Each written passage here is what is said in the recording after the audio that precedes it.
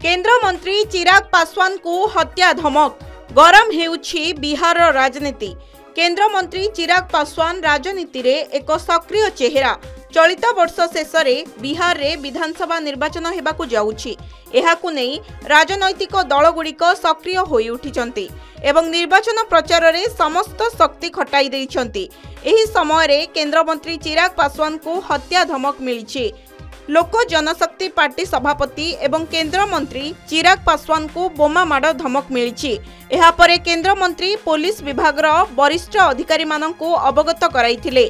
Police एही घटनार तदंत आरंभ करिछि। लोक जनशक्ति पार्टीर मुख्य मुखपात्र राजेश भट्ट सोशल मीडिया रे पार्टी अध्यक्ष चिराग पासवान को दिया जाइथिबा हत्या धमक संपर्क रे साइबर पुलिस स्टेशन रे पाटना रे अभियोग करिसंती।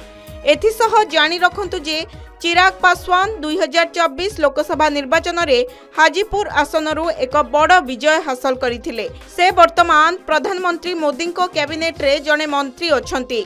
सक्रिय राजनीति रे जोगदेबा पूर्वरु चिराग जने बॉलीवुड अभिनेता मध्य थिले। सिनेमा जगत रे कैरियर आरंभ करिथिबा चिराग पासवान वर्तमान तांको पिता रामविलास पासवान को राजनैतिक उत्तराधिकार को संभाळिचंती। पूर्वरु छाप्रारे आयोजित नव संकल्प महासभा को संबोधित करने समय चिराग पासवान बिहार समस्त आसन रे निर्वाचन लड़िबा पई घोषणा करथिले। से कहिथिले जे जेतेबेले से बिहार आसी निर्वाचन लड़िबा विषय कथा हुअंती अनेक लोक विरक्त होई जांती। तांको एक सभारे पचरा जाइथिला से केते आसन रे लड़िबे। एपरी परिस्थिति रे आज मु घोषणा करूछि जे मु बिहार रो 243 आसन रे निर्वाचन लड़िबे बोली कहिथिले। सेही समय रे से स्पष्ट करिथिले जे से एनडीए रो अंश रहिबे एवं चिराग पासवान प्रत्येक आसन रे निर्वाचन लड़िबे।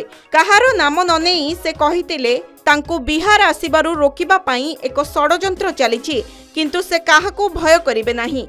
आज सारणर एही पवित्र भूमि रु मु आपण मानक समस्तक सामना रे कहूछि जे हाँ मु निर्वाचन लड़िबी। मु बिहार रो लोकंक पई, मो भाई मानक पई, मो माँ मानक पई, मो भौणी मानक पई निर्वाचन लड़िबी बोली कहिथिले एवं बिहार रे एपरी एक व्यवस्था सृष्टि करिबी, एपरी एक बिहार सृष्टि करिबी जहा प्रकृत रे राज्य को विकास पथरे आगु को नै जिवो बोली मंतव्य रखिथिले। ब्यूरो रिपोर्ट के न्यूज ओडिशा।